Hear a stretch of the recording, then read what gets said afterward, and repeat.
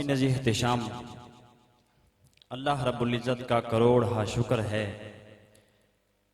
कि उस मालिक लम यज़ल ने हमें इस अजीम तकरीब में हाज़िरी की सआदत बख्शी। और मैं बिलखुसूस उस्ताज़ुल उलमा पैकर इखलास व मोहब्बत अल्लामा ज़फ़र अब्बास मकसूदी साहिब का तहे दिल से मशकूर हूँ कि आपने बंदा नाचीज़ को इस अजीम तकरीब में हाज़िरी का मौका अता फरमाया। मेरे असातिज़ा किराम तशरीफ़ फरमा हैं, बल्कि मेरे परदादा उस्ताद भी यहाँ तशरीफ़ फरमा हैं। मैंने अपने असातिज़ा के सामने सबक ही सुनाना है। और जैसे अल्लामा साहब ने फरमाया कि मेरा शोबा तहकीक का है, क्योंकि अगर मुल्क पाकिस्तान में हालात हाज़रा को देखा जाए तो आपको तमाम शोबों में अफराद मिल जाएंगे, लेकिन तहकीक का जो शोबा है उसमें हमारे पास अफराद की बहुत कमी है और हालात हाज़रा में इसकी हमें अशद ज़रूरत है। तो मेरा शोबा तहकीक का है, खिताबत का नहीं। और अल्लामा साहब ने मुझे जो हुक्म फरमाया है वो मौजू है कि जामियातुल अज़हर, उसके मुतालिक मैंने कुछ गुज़ारिशात करनी है। सामीन एहतिशाम, अल अज़हर शरीफ आलम इस्लाम का सबसे मुस्तहकम और मजबूत कला है, जो 1100 साल से, 200 साल नहीं, 400 साल नहीं, 500 साल नहीं, कितने 1100 साल से मुसलमानों का मर्जा और माखज़ है। 1100 साल। और आप अगर तारीख उठा के देख लें तो हर सदी में दीन इस्लाम की तजदीद के लिए अल अज़हर शरीफ ने सबसे अहम किरदार अदा किया है। तो सामीन एहतिशाम, अगर यूं कहा जाए तो बेजा न होगा कि इन्ना काबतल मुस्लिमीना व क़िबलतल मुस्लिमीना व क़िबलत सलातिहिम बैतुल्लाहिल हराम फ़काबतुल मुस्लिमीना फ़काबतुल उलमाई फ़क़िबलतुल उलमाई फ़िल इल्मि हुवल अज़हरुश शरीफ, कि मुसलमानों की नमाज का किबला बैतुल्ला शरीफ है, लेकिन मुसलमानों और उलमा की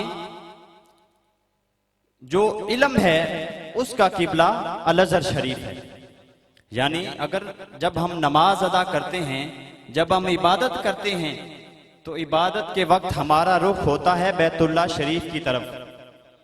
लेकिन उम्मत मुस्लिमा में अगर किसी ने इल्म हासिल करना हो तो वो अल अज़हर शरीफ का रुख करता है, वो अल अज़हर शरीफ का रुख करता है। तो सामीन मोहतरम, अल्लामा साहब ने मुझे एक हुक्म भी फरमाया कि अल अज़हर शरीफ के मुतालिक एक चीज बड़ी अवाम नास में दूसरे मसालिक की तरफ से मशहूर की गई है, वो ये कि जो शख्स अल अज़हर से पढ़ के पाकिस्तान आता है वो आके देवबंदी या वहाबी हो जाता है। तो इमामुल अंबिया के गुलामों में सिर्फ इतना कहूंगा कि ये सिवाय एक तोहमत के और कुछ नहीं। और अभी मैं जो जामे अल अज़हर का मनहज आपके सामने जिक्र करूंगा तो उसमें आपको इसका जवाब भी मिल जाएगा, क्योंकि कोई भी इदारा हो उसका पता उसके मनहज से चलता है। तो जामियातुल अज़हर के जहां तक मनहज का ताल्लुक है तो इसके मनहज की जो बुनियादी रुकन है उसका वो वसतियत है। वसतियत क्या है? वसतियत अत्तवाज़ुनु बैन अत्तरफ़ैन, अत्तआदुलु बैन अत्तरफ़ैन, के दो चीजों के दरमियान तवाज़ुन कायम करना, दो चीजों के दरमियान तादुल कायम करना, यानी ना ही उसमें शिद्दत पसंदी करना और ना ही उसमें बहुत ज्यादा आसानियां पैदा कर देना। तो सामीन मोहतरम, जामियातुल अज़हर का जो मनहज है उसका बुनियादी रुकन वसतियत है। और ये वसतियत ये किसी इंसान का कायम करदा नहीं है, बल्कि ये अल्लाह रब्बुल इज्जत का कायम करदा मसलिक है। जैसा कि अल्लाह रब्बुल इज्जत ने कुरान करीम में इरशाद फरमाया, व कज़ालिका जअलनाकुम उम्मतन वसतन लितकूनु शुहदा अलन नास। और फिर नबी करीम सल्लल्लाहु अलैहि वसल्लम आपने भी वसतियत का दरस दिया। नबी करीम सल्लल्लाहु अलैहि वसल्लम ने इरशाद फरमाया कि यस्सिरू वला तुअस्सिरू वबश्शिरू वला तुनफ्फिरू, कि लोगों को आसानियां पैदा करो, लोगों के लिए आसानियां पैदा करो, ना कि उनके लिए मुश्किलात पैदा करो। और लोगों को खुशखबरियां सुनाओ, ना कि उनमें नफरत पैदा करो। तो सामिने मोहतरम, जामिल अज़हर के मनहज का सबसे पहला रुकन वसतियत है। उसका दूसरा रुकन तदर्रुज है। तदर्रुज को हम उर्दू में तदरीज कहते हैं, और ये अल्लाह ताला का कायम करदा कानून है। इसकी बहुत सी मिसालें हैं। एक मिसाल जो कि कुरान करीम में भी जिक्र है कि अल्लाह ताला ने जब शराब को हराम करार देना था तो अल्लाह रब्बुल इज्जत ने डायरेक्ट हुक्म नहीं फरमाया। अल्लाह रब्बुल इज्जत ने यकलख्त हुक्म नहीं फरमाया कि शराब हराम है, बल्कि अल्लाह रब्बुल इज्जत ने बितदरीज, स्टेप बाय स्टेप अल्लाह रब्बुल इज्जत ने उसकी हुर्मत का हुक्म फरमाया। तो सामिने मोहतरम, जामियातुल अज़हर ने अपने मनहज में अल्लाह रब्बुल इज्जत के इस कानून को भी शामिल किया, और उन्होंने दीन इस्लाम की तबलीग और इसकी तालीम के लिए तदर्रुज का तरीकाकार अपनाया। यानी स्टेप बाय स्टेप उन्होंने तालीम और दीन इस्लाम की तबलीग को लोगों तक पहुंचाया। और इसके मनहज में जो तीसरा रुकन है वो है मब्दउल हिवारी व कबूलुल आखर, यानी इख्तिलाफ राय को कबूल करना, इख्तिलाफ राय को कबूल करना और गुफ्तो शुनीद से मसाइल हल करना। यानी अगर मिसाल के तौर पे नारे तकबीर, नारे रिसालत, नारे तहकीक, नारे हैदरी, उस्ताजुल उलमा अल्लामा हाफिज खान मोहम्मद कादरी साहिब,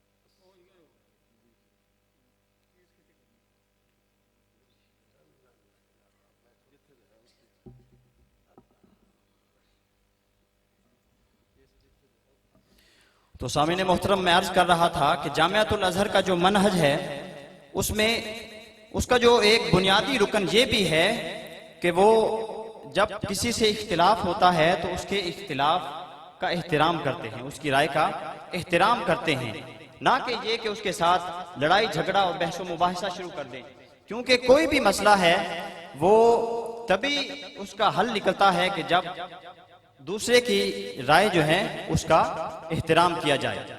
इसके बाद जामियातुल अज़हर के मनहज की जो खुसूसियत है वो ये कि इत्तिसालु सनदिही रिवायतन व दिरायतन व तज़कियतन, कि जामियातुल अज़हर की जो सनद है, सनद जो नबी करीम सल्लल्लाहु अलैहि वसल्लम तक है, वो रिवायतन, दिरायतन और तज़कियतन तीनों एतबार से नबी करीम सल्लल्लाहु अलैहि वसल्लम से मुत्तसिल है।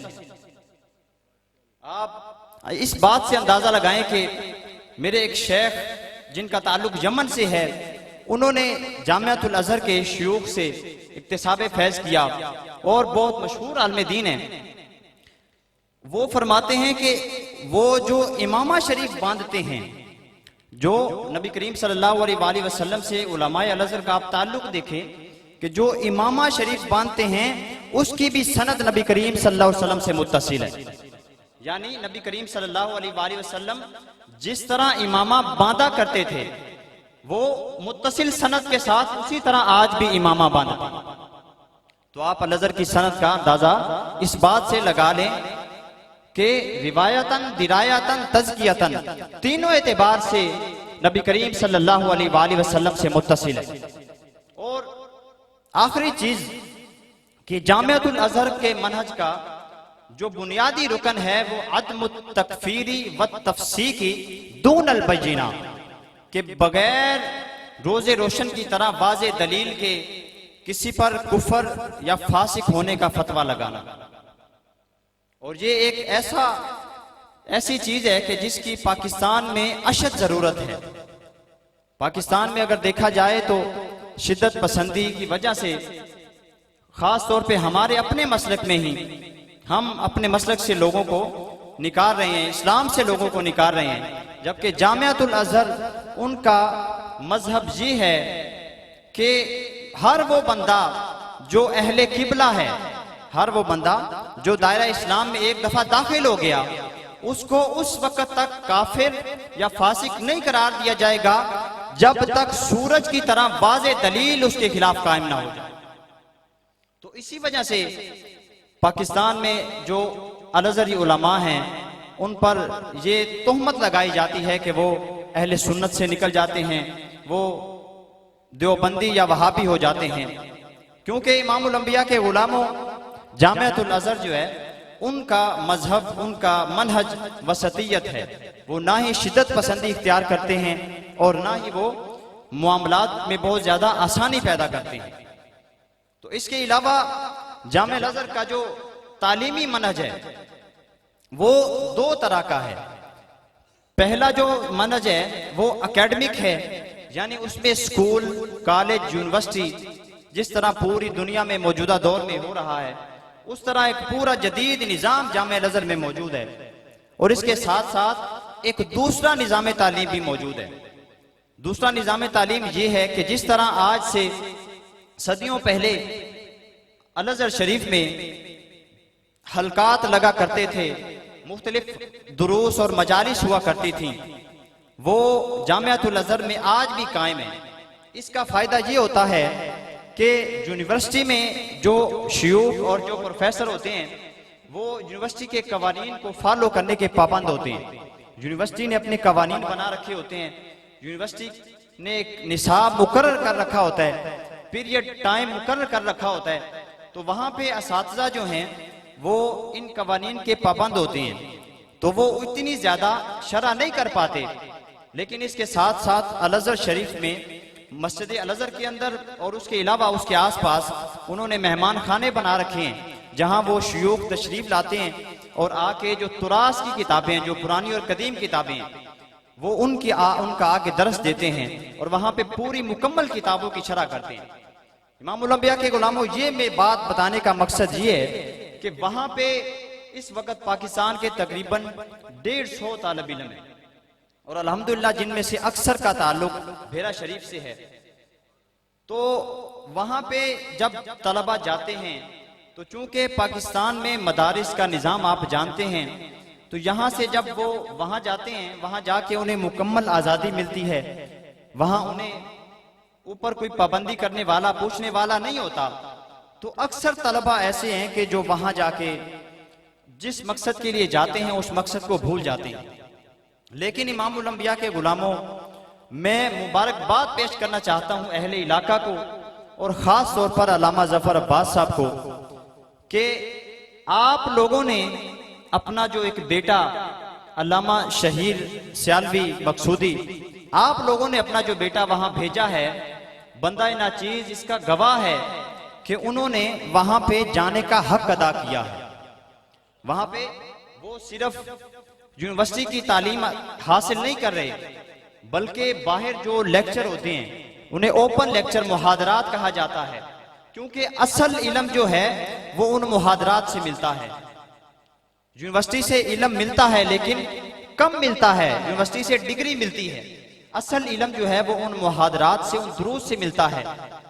तो अहले इलाका इस हवाले से खुश नसीब हैं कि आप लोगों ने अपना जो बेटा वहां भेजा है वो यूनिवर्सिटी के साथ साथ इन दुरूस में भी पाबंदी के साथ शिरकत करते हैं। और उसके अलावा सबसे बड़ी चीज कि वहां पे जो हुफ़ाज़ जाते हैं जो हाफिज कुरान यहाँ हिफ्ज़ करके जाते हैं, अक्सर तलबा जो हैं वहां जाके कुरान मजीद भूल जाते हैं, क्योंकि वहां पे उन्हें ये फिक्र नहीं होती कि उन्होंने मुसल्ला सुनाना है। अक्सर तलबा कुरान मजीद भूल जाते हैं, लेकिन ये बड़ी खुश नसीबी है कि अल्लामा शहीद मकसूदी साहब उन्होंने वहां पे कुरान करीम को भी याद रखा। जितना टाइम वो अपना दूसरी तालीम को दे रहे हैं, उतना ही टाइम वो कुरान करीम को भी दे रहे हैं, और वहां से किराती अशरा पढ़ रहे हैं। इमामुल अंबिया के गुलामों, ये वो चीजें हैं कि जो बंदा शौक से पढ़ सकता है, इनमें उन पर कोई पाबंदी नहीं होती।